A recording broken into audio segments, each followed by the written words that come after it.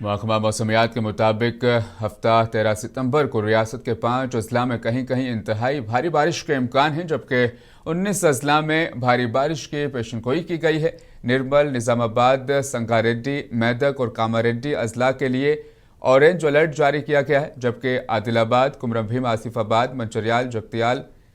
सरसिल्ला, जयशंकर, भूपालापल्ली और मुलुगु, भद्राद्री, कोत्तागुडम, खम्मम, नलगोंडा, सूर्यापेट, महबूबाबाद और वरंगल, हनुमाकुंडा, इसी तरह रंगारेड्डी, हैदराबाद और मेडचल, मलकाजगिरी, महबूबनगर के लिए येलो अलर्ट जारी किया गया है। हैदराबाद और आसपास के इलाकों में अगले 24 घंटों के दौरान दरमियानी से भारी बारिश और तेज हवाओं के साथ गरज चमक के इम्कान हैं।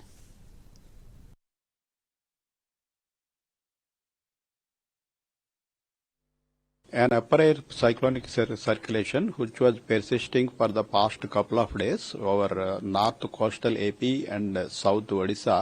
has today entered into Bay of Bengal and has become a low pressure area by 8:30 of today morning, and the related upper air cyclonic circulation of